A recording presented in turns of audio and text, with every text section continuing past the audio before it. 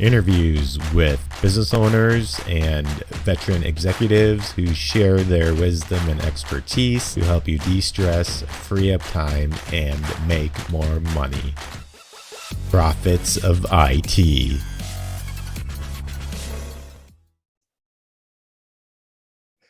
Welcome back to the Profits of IT. I'm Jim Punzenberger, your host and the creator of the Managed Prospecting System. If you're looking to generate leads and appointments without cold calling, spamming, or ad spend, check out managedprospectingsystem.com. Today, I have Edgar with me. Edgar, why don't you introduce yourself and tell us a little bit about your company? Sure. Thanks. Thanks, Jim. So my name is Edgar Zacharjev. I work for a company called Pulseway as a VP of Marketing and Business Development. So I run two departments at the company, both marketing and sales operations. Pulseway is an MSP tool specifically for remote monitoring and management, PSA, professional service automation. And we also provide backup, an all-in-one tool set for MSPs to be successful. Cool. So Edgar, tell us something interesting about yourself outside of work. I play piano and I do a lot of Jerry Lee Lewis covers. Yeah? Yeah. Cool. So have you been playing piano all your life, or is this something recent that you started? Last 10 years, I'd say. I watched some old Jerry Lee Lewis recordings and I was like, that's pretty nifty. I'd love to learn it. So I opened up YouTube and started self-teaching myself those songs. Now I can't read music, so I just kind of listen off YouTube tutorials and kind of try pick it up. Ah, cool. So basically you're just self-taught from YouTube and started playing piano. Yeah. Awesome. So what would you say is your guys' superpower when it comes to business, and what can others learn from that? I would say it's data analytics and using data in a very smart way to change business decisions, to improve results, whether that's increasing conversion rate systematically, generating leads more efficiently. And it's something I work with a lot of MSPs to try to pass on to as well, data-based decisions. An example would be, for example, our sales team. We have a very analytical approach to sales.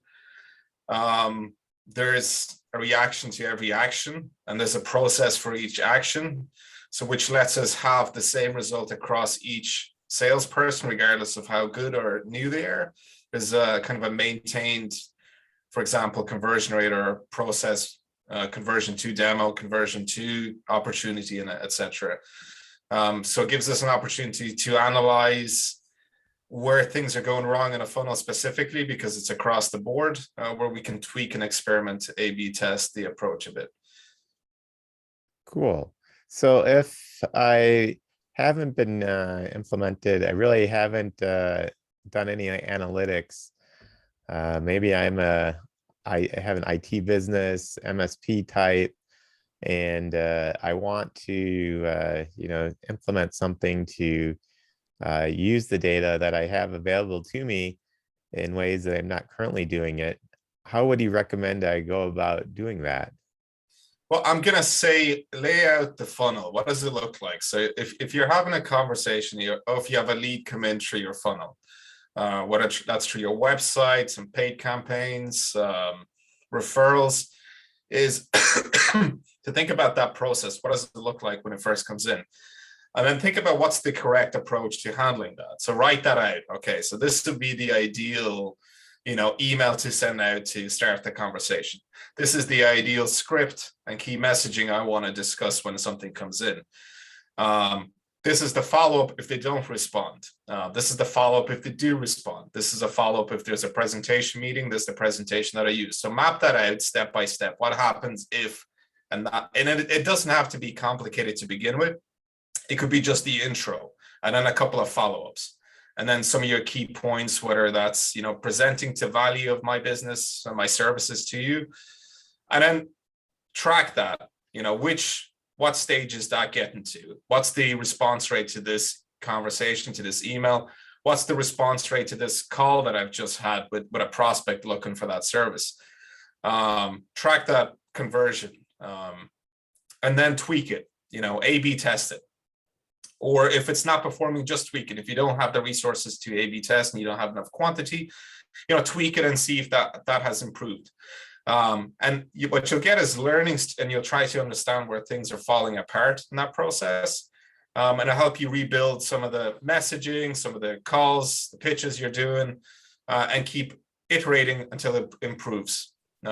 Basically what I'd say.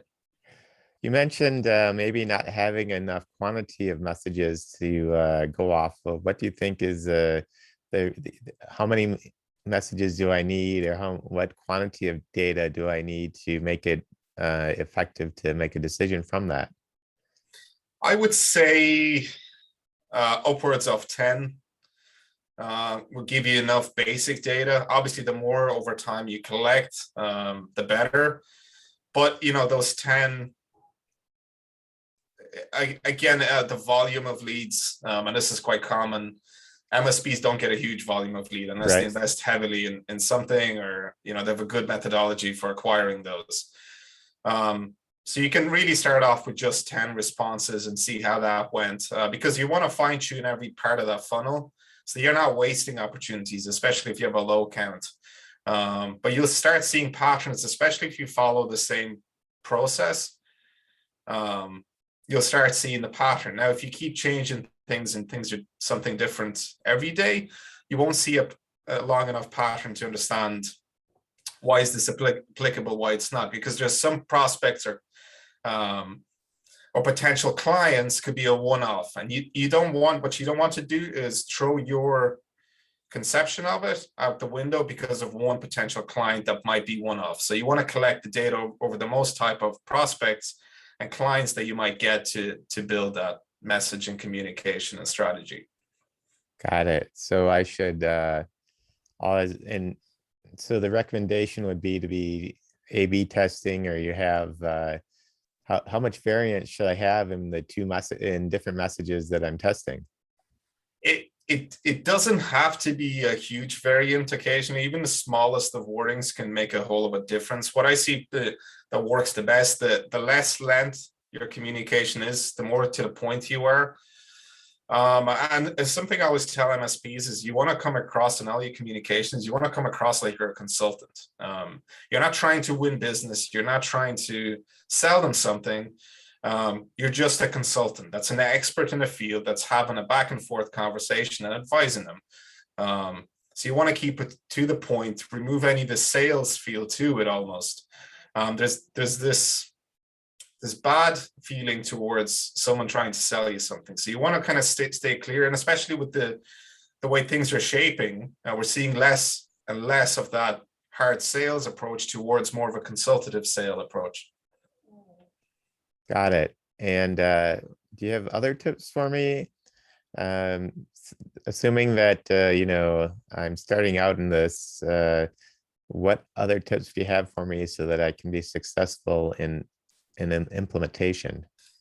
Absolutely. So some of the common mistakes you see at MSPs, they tend to be a technician just leaves an MSP and they want to start a business. They're saying, this is something I can do, right? Now, technically that might be true, but they don't invest time into the business growth of it, is making a business plan, making a strategy, and applying that. So it's important. And normally what you'll see is somebody maybe steal a client or take a client, or somebody they know that wants the service, and I'll get off with that one client. And it's important to diverse your time. And especially this day and age, you have a lot of tools to help you with the efficiency of automation and everything else, is to diverse that time and actually focus, 30-40% of your time into the business, whether that's your strategy, whether that's acquiring potential new customers, perfecting your margins. So again, investing more time into that. You're a business owner now. You're not just the technician of that company, especially if you're starting out. Got it. So is there what would be the single most important thing you'd say that they should do there's if you're trying to not be the technician, you're trying to be the business owner, there's probably 100 different things that one could do. What would you say is the single one most important thing? I'd say figure out your business strategy. Are you going after a vertical, or are you going to be general? What type of clients are you looking to attract? What is your service offering? Are you looking to offer just a base service? Or are you looking to add security services? Are you looking to bundle it? And make sure your margins, and especially as you grow and hire more technicians, your margins are profitable. That's another mistake you see quite common, is fresh MSPs undercharging for what the service. So do the research on what you should be charging within your area. So for example, if you're in Florida, you want to see what the competition is charging. Whether that's, $80 per endpoint per month. Are they charging per user? What's the methodology there? So that'd be one thing. Secondly, it's having a good plan in place. Is you probably have a customer in place, or you get another customer in place, is having a really good communication strategy in place with that customer. You need to demonstrate the value you bring to that organization clearly.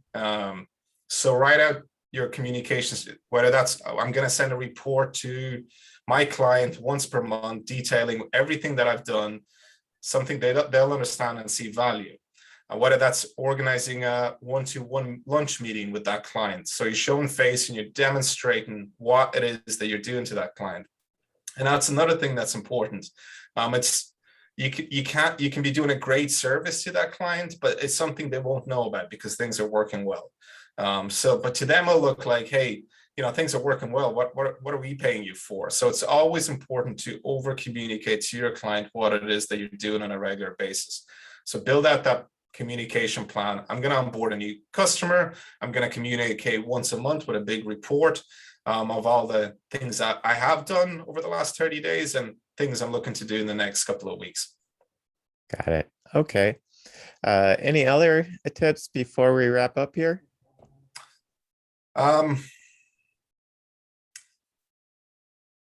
So those would be kind of the main tips if you're starting off. Again, pricing, your communication strategy. Or what if I've been an MSP for a long time, and what's one thing that I could do that to improve with my my data analytics of. Yeah, absolutely. Is have a good CRM in place that's tied to a good reporting tool. Because at the end of the day, in any business, no matter how big or small, you want to track the progress of that business, whether that's cross-selling revenue, so additional services, and what's your success rate at that. So whenever you, as a successful, you're already set up, you're on the ground, but there's always room to improve either your margins, your price points, your cross-sell opportunities. So you want to have a good CRM system in place for that. That's tied to maybe a reporting software that pulls this report. We've had 7 cross-sell opportunities with this new security offering we started pushing to our clients. Here's the success rate of it.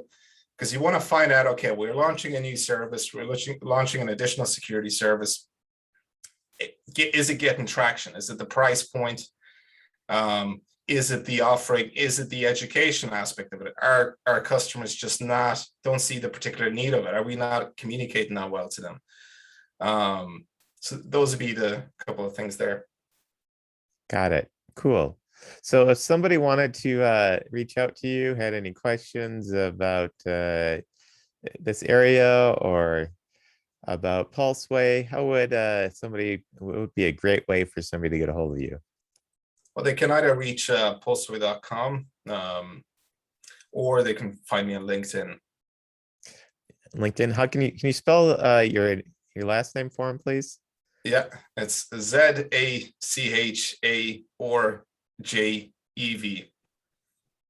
So it's Edgar Zacharjev. Yes. And look you up on LinkedIn. Perfect. Great. Well, it's been great chatting with you today, Edgar. Until next time, on the Profits of IT. I'm Jim Punzenberger, and if you're looking to generate leads and or appointments without cold calling, ad spend, or spamming, check out managedprospectingsystem.com. And bye for now. Bye. Thank you for tuning in to the Profits of IT. Please smash that like button, subscribe, and share.